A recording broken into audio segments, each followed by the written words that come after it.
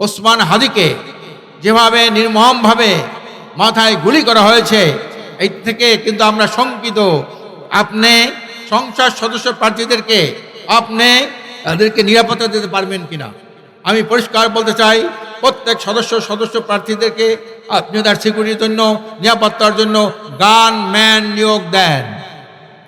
যে প্রার্থী হোক এখানে গানম্যান থাকতে হবে, কারণ এই স্বৈরাচার, এই অবৈধ অস্ত্র এখানে আপনার কি কয়, আপনার জেলখানা লুট হয়েছিল, সেই অস্ত্রগুলো কিন্তু এখনো উদ্ধার হয় নাই।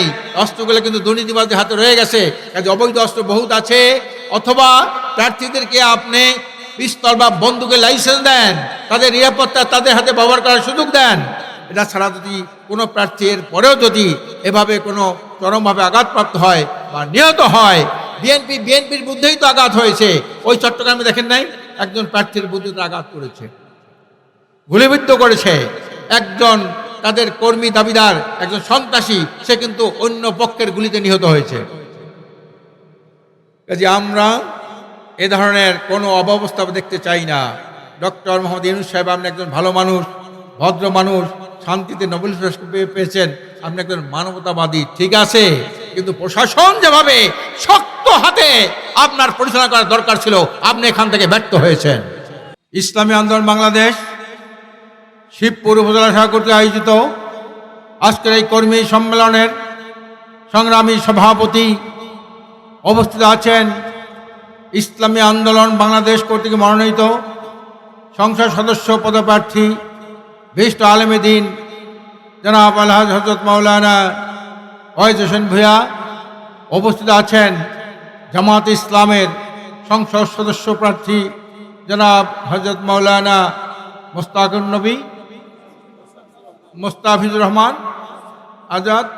উপস্থিত আছেন খেলাফত মজলিসের এমপি পদপ্রার্থীর প্রতিনিধি সহ জেলা সভাপতি, কেন্দ্রীয় নেতৃবৃন্দ, উপজেলার নেতৃবৃন্দ, কর্মী ভাইরা আমার। আজ দেশ স্বাধীন হয়েছে 54 বছর।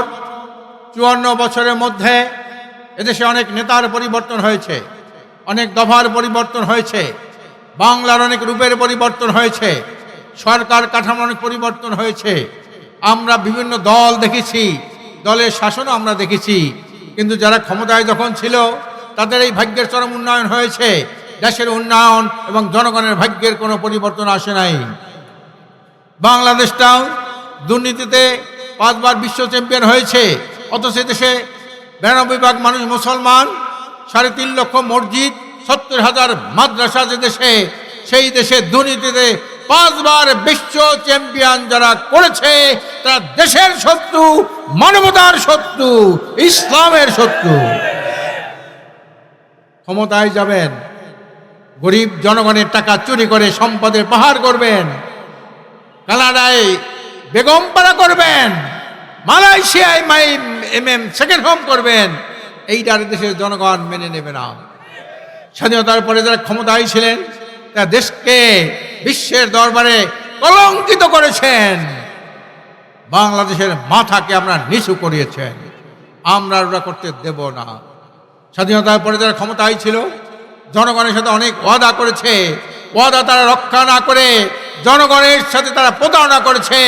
বাংলাদেশের 34-54 বছর ইতিহাস জনগণের সাথে প্রতারণা করার ইতিহাস। সংগ্রামী ভাইরা আমার, আপনাদেরকে আমি স্যালুট জানাই, দেশের জনগণকে স্যালুট জানাই। আপনারা একটা কাজ করেছেন, যাকে আপনারা ভালোবেসেছেন, ক্ষমতায় বসিয়েছেন। যখন দেখছেন এরা আপনাদের সাথে, জনগণের সাথে ওয়াদা রক্ষা করতে পারে নাই, জনগণের ভাগ্য নিয়ে ছিনিমিনি খেলছে, তখন আপনার মাটির নিচে 14 হাত মাটির নিচে দাবিয়ে দিয়েছেন। আপনি 1947 সালে মুসলিম লীগকে 98% ভোট দিয়া ক্ষমতায় বসিয়েছিলেন। 7 বছরের ব্যবধানে মুসলিম লীগ যখন জনগণের ভাগ্য নিয়ে ছিনিমিনি খেলছে, জনগণের সাথে প্রতারণা করেছে, এই 7 বছরের ব্যবধানে 98% ভোট পাওয়া এই দলকে 14 হাত মাটির নিচে দাবিয়ে দিয়েছে। এরপরে যুক্তফ্রন্টকে দেশের মানুষ ভোট দিয়েছে। যুক্তফ্রন্টের সরকার যখন আইয়ুব খানের সাথে সকালে দালালি করা শুরু করলো, সকালে একজন মুখ্যমন্ত্রী, বিকেলে আরেকজন মুখ্যমন্ত্রী। তখন 7 বছরের ব্যবধানে এই যুক্ত ভরণকে মাটির নিচে ডাবিয়ে দিয়ে আওয়ামী লীগকে এককভাবে ক্ষমতা আনলো। আওয়ামী লীগ অনেক ওয়াদা করেছিল জনগণের সাথে, ভোটের অধিকার দেবে, ভাতের অধিকার দেবে, জনগণের অধিকার প্রতিষ্ঠা করবে, বৈষম্য দূর করবে, এই কথা বলে ক্ষমতা আসলো। 5 বছরের ব্যবধানে জনগণের সাথে এমন প্রতারণা করলো, জনগণের অধিকার হরণ করলো, গণতন্ত্রকে কবর দিল। জনগণ তাদেরকে আবার 75 সালে আবার তাদেরকে মাটিতে ডুবাই দিল। বিএনপি আসলো, বিএনপি অনেক ওয়াদা করেছিল, বিএনপি তখন ওয়াদা করতে পারে নাই, আবার মাটির নিচে ডাবিয়ে দিল। জাতীয় পার্টি আসলো, জাতীয় পার্টিকে মাটির নিচে ডাবিয়ে দিল। আবার বিএনপিকে আনলো, বিএনপিকে মাটির নিচে ডাবিয়ে দিল। আওয়ামী লীগ আসলো, আওয়ামী লীগকে আবার এই 5ই আগস্ট আবার মাটির নিচে ডুবাই দিলেন। কারা করেছেন? এদেশের জনগণ। স্যালুট জানাই আপনাদেরকে। আমরা পরিষ্কার বলতে চাই, এদেশের 8টি ইসলামী দল ঐক্যবদ্ধ হয়েছে আগামীতে ইসলামকে রাষ্ট্রীয় ক্ষমতা প্রতিষ্ঠার জন্য। আর ইসলাম প্রতিষ্ঠা হলে কি হবে? মানুষ অধিকার প্রতিষ্ঠা হবে, দুর্নীতি, দুঃশাসন, সন্ত্রাস, মাদক মুক্ত এটি সুখী সমৃদ্ধ কল্যাণ রাষ্ট্র প্রতিষ্ঠা হবে। এতে দুর্নীতি থাকবে না, সন্ত্রাস থাকবে না, চাঁদাবাজ থাকবে না, দখলবাজ থাকবে না, টেন্ডারবাজ থাকবে না। আমরা দুর্নীতি বন্ধ করতে পারি, কি হবে? কৃষকের, প্রান্তিক কৃষক যারা, তাদের সার, সেচ, বীজ বিনা মূল্যে সরবরাহ করা সম্ভব হবে। যদি দুর্নীতি বন্ধ করা যায়, সমস্ত দ্রব্যের দাম 3 ভাগের 1 ভাগ কমিয়ে যাবে। যদি এদেশের দুর্নীতি বন্ধ করা যায়, বিদ্যুৎ বিল 3 ভাগের 1 ভাগ কমিয়ে দেওয়া যাবে। যদি এই দেশের দুর্নীতি বন্ধ হয়, যাতায়াত ভাড়া 3 ভাগের 1 ভাগ কমে যাবে। আমরা যদি এগুলো করতে না পারি, আপনাদের কাছে ওয়াদা দিচ্ছি, এই যে কথা বলছি যদি বাস্তবায়ন করতে না পারি, আপনারা ওই দলকে 14 হাত মাটির নিচে আপনারা দাবিয়ে দেবেন। সংগ্রামী ভাইরা আমার, আজকে 8টি দল, ইসলামী আন্দোলন, জামাত ইসলামী বাংলাদেশ, বাংলাদেশ খেলাফত মজলিস, খেলাফত আন্দোলন, খেলাফত মজলিস, নেজাম ইসলাম পার্টি, জাতীয় গণতান্ত্রিক party Jakpa, Bangladesh development party, 8টা দল ঐক্যবদ্ধ হয়েছে। যেখানে যারে প্রার্থী দেওয়া হবে, আমরা সবাই তার পক্ষে কাজ করবো, কে বলেন ঠিক না? আমরা চাই আমাদের এই নির্বাচনী সমঝোতা শুধু পার্লামেন্টে নয়, এই পার্লামেন্ট যে দল নমিনেশন পাবে, অন্য দল এখানে উপজেলা চেয়ারম্যানের নমিনেশন পাবে। যারা এরপরে 10টা বা 8টা ইউনিয়ন থাকে, এই ইউনিয়নের মধ্যে চেয়ারম্যান ভাগ করা হবে এবং একটা ওয়ার্ডে, একটা ইউনিয়নের মধ্যে 9 জন মেম্বার থাকে। এই মেম্বারও ভাগ করে করে সৎ, যোগ্য, আল্লাহওয়ালা মানুষ যাতে জনগণের প্রতিনিধি হতে পারে সেই ব্যবস্থা করা হবে। কোন চোর, কোন কাবিখা চোর, টাকা চোর, গম চোর জানে জনগণের কোনো প্রতিনিধি হিসাবে রাষ্ট্রের কোনো জায়গায় বসতে না পারে, সেই ব্যবস্থা আমরা করবো ইনশাল্লাহ। এজন্য আপনাদের কিছু কাজ করতে হবে না? ইসলামকে রাষ্ট্রীয় ক্ষমতা নিতে আপনাদের কিছু কাজ আছে না? আপনি এই কাজটা করবেন। এখানে যত কর্মী ভাইরা বসা আছেন, আরো যারা শুভাকাঙ্ক্ষী আছেন, সমর্থক আছেন, সকল দলের নেতা কর্মী যারা আছেন, তারা প্রত্যেকে কমপক্ষে 200 মানুষকে ইসলামের পক্ষে ভোট দেওয়ার দাওয়াত দেবেন। দেবেন তো সবাই নাকি? কারা কারা দেবেন? নারায় থাকবেন। একটা স্লোগান দেবেন, একটা স্লোগান দেবেন, সব মাকড়া দেখা শেষ, এবার ইসলামের বাংলাদেশ। এখানে তো আরো দল আছে, কি বলেন ঠিক না? কি বলতে হবে? ইসলামের বাংলাদেশ। আমরা ইসলামকে রাষ্ট্রীয় ক্ষমতা নিতে চাই। ইসলাম, এই কথা বলবেন তো নাকি? আর সবার সাথে সুসম্পর্ক বজায় রাখবেন। এখানে অনেক দিন পর, দীর্ঘদিন পর বাস্তবতার নিরিখে জাতির এক চরম ক্রান্তি লগ্নে আজ সকল দল ঐক্যবদ্ধ হয়েছে। আমরা চাই এই ঐক্যবদ্ধ প্রয়াসের মাধ্যমে আমরা এই দেশ থেকে দুর্নীতি, স্বৈরাচার আমরা এদেশে নির্মূল করব। দুর্নীতিবাদের ঠাঁই আর বাংলার জমিনে হবে না।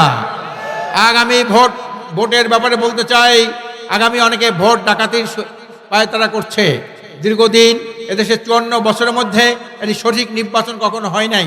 1991 সালের নির্বাচন হয়েছিল, সেখানে বিএনপি ক্ষমতা আসছিল, আওয়ামী লীগ বলছে এখানে সূক্ষ্ম কারচুপি হয়েছে। তারপরে 96 সালে একটা নির্বাচন হয়েছিল, মোটামুটি ভালো নির্বাচন, আওয়ামী লীগ ক্ষমতায় গিয়েছিল, সেখানে বিএনপি বলল স্থূল কারচুপি হয়েছে। আমরা আর কোনো বিতর্কিত নির্বাচন দেখতে চাই না। আমরা ডক্টর ইউনূস সাহেবকে বলতে চাই, আমি দীর্ঘদিন পর আপনি ওয়াদা করেছেন একটা সুষ্ঠু সঠিক গ্রহণযোগ্য নির্বাচন করবেন, একটা উৎসবমুখর নির্বাচন করবেন। উৎসবমুখর নির্বাচন কিভাবে করবেন? একজন সম্ভাব্য প্রার্থী ওসমান হাদিকে যেভাবে নির্মমভাবে মাথায় গুলি করা হয়েছে, এই থেকে কিন্তু আমরা শঙ্কিত। আপনি সংসদ সদস্য প্রার্থীদেরকে আপনি তাদেরকে নিরাপত্তা দিতে পারবেন কিনা? আমি পরিষ্কার বলতে চাই, প্রত্যেক সদস্য প্রার্থীদেরকে আপনি তার সিকিউরিটির জন্য, নিরাপত্তার জন্য গানম্যান নিয়োগ দেন। যে প্রার্থী হোক এখানে গানম্যান থাকতে হবে, কারণ এই স্বৈরাচার, এই অবৈধ অস্ত্র এখানে আপনার কি কয়, আপনার জেলখানা লুট হয়েছিল, সেই অস্ত্রগুলো কিন্তু এখনো উদ্ধার হয় নাই। অস্ত্রগুলো কিন্তু দুর্নীতিবাজদের হাতে রয়ে গেছে। কাজে অবৈধ অস্ত্র বহুত আছে। অথবা প্রার্থীদেরকে আপনি পিস্তল বা বন্দুকের লাইসেন্স দেন, তাদের নিরাপত্তা তাদের হাতে ব্যবহার করার সুযোগ দেন। এটা ছাড়া যদি কোনো প্রার্থীর পরেও যদি এভাবে কোনো চরমভাবে আঘাতপ্রাপ্ত হয় বা নিহত হয়, বিএনপির বুদ্ধেই তো আঘাত হয়েছে। ওই চট্টগ্রামে দেখেন নাই, একজন প্রার্থীর বুদ্ধে তো আঘাত করেছে, গুলিবিদ্ধ করেছে একজন তাদের কর্মী দাবিদার, একজন সন্ত্রাসী, সে কিন্তু অন্য পক্ষের গুলিতে নিহত হয়েছে। কাজে আমরা এ ধরনের কোনো অব্যবস্থা দেখতে চাই না। ডক্টর মোহাম্মদ ইউনূস সাহেব, আপনি একজন ভালো মানুষ, ভদ্র মানুষ, শান্তিতে নোবেল পুরস্কার পেয়েছেন, আপনি একজন মানবতাবাদী, ঠিক আছে, কিন্তু প্রশাসন যেভাবে শক্ত হাতে আপনার পরিচালনা করার দরকার ছিল, আপনি এখান থেকে ব্যর্থ হয়েছেন। আপনি দলের সাথে বৈষম্য করেছেন। আপনি জাতিসংঘে গেলেন, কাদের নিয়ে গেলেন? 3টি দল নিয়ে গেলেন, তার মধ্যে একটা দলে কোনো রেজিস্ট্রেশনই ছিল না। কি বলেন, ঠিক না? ওখানে ডিম খাইলো, ডিম মারলো, ওখানে মারামারি করলো, চেয়ার মারামারি করলো, ওখানে মামলা করলো, পর্যন্ত তারা এই অবস্থা করলেন। আপনি অর্থাৎ ইসলামী আন্দোলন বাংলাদেশ সারা বাংলাদেশের মধ্যে প্রত্যেকটা ওয়ার্ডে তাদের কমিটি আছে। 300 আসনে 2018 সালে আমরা নির্বাচন করেছি। আপনি এই দলটাকে সহে দেখলেন না। কেন দেখলেন না? আমরা আধিপত্যবাদের বিরুদ্ধে কথা বলি, আমরা সাম্রাজ্যবাদের বিরুদ্ধে কথা বলি। আধিপত্যবাদ যেভাবে, সাম্রাজ্যবাদ, দুর্নীতিবাদ, এদেরকে আমরা দেশের জনগণকে সাথে নিয়ে তাদেরকে আমরা মোকাবেলা করবো ইনশাল্লাহ। ভারতের ইন্ধনে রাজনীতি করে, ভারতের প্রেসক্রিপশন রাজনীতি করে, আমেরিকার প্রেসক্রিপশন রাজনীতি করে, তার দেশ ও জাতি মানবতার বন্ধ হতে পারে না। আমরা এই ভারতের ইন্ধনের রাজনীতি আর এদেশে করতে দেব না। আমেরিকার প্রেসক্রিপশনের রাজনীতি এদেশে আর করতে দেব না। জনগণের প্রেসক্রিপশনে দেশ চলবে। সংগ্রামী ভাইরা আমার, আবার কথাটা স্মরণ করি, 200 জন ভোটারকে দাওয়াত দেবেন, এখন থেকে বাড়িতে যাবেন। 1-2 ভাই, সমস্ত ইসলাম দল ঐক্যবদ্ধ হয়েছে, আমরা ইসলামকে রাষ্ট্রীয় ক্ষমতায় নিতে চাই, বাংলাদেশটাকে একটা কলঙ্ক রাষ্ট্রীয়, একটা কল্যাণকর রাষ্ট্রে পরিণত করতে চাই। আপনারা ইসলামের পক্ষে এবার ভোট দেবেন, এই কথা বলে প্রত্যেকে 200 মানুষকে দাওয়াত দেবেন। দেবেন তো নাকি? আবার দেবেন? সবাই দেব? নারায়ে তাকবীর। এই কাজটা যদি আপনারা করতে পারেন, কেন্দ্রের সাথে আলাপ আলোচনা চলছে, সমস্ত জরিপ চলছে, কোন জায়গার সাংগঠনিক সক্ষমতা কার ভালো, প্রার্থী যোগ্য কোন জায়গায় ভালো, সার্বিক দিক বিবেচনা করে আমরা কেন্দ্রীয়ভাবে 300 আসনে প্রার্থী দেবো। যাকেই প্রার্থী দেওয়া হয় আপনারা সবাই সম্মিলিতভাবে ওই প্রার্থীর পক্ষে কাজ করবেন ইনশাআল্লাহ। আল্লাহ পাক আমাদের সবাইকে আল্লাহর আইন জমিনে প্রতিষ্ঠার মাধ্যমে সৎ, মানে যোগ্য লোকের শাসন, সৎ ও যোগ্য লোকের শাসন চাই, কোরআনী আইন চাই, ইসলামী আইন চাই। এই ধারণার উপরে আমরা অবিচল থেকে আমরা আন্দোলন চালিয়ে যাব, এই বলে আমি আমার বক্তব্য শেষ করছি। অমা তৌফিকি ইল্লা বিল্লাহ।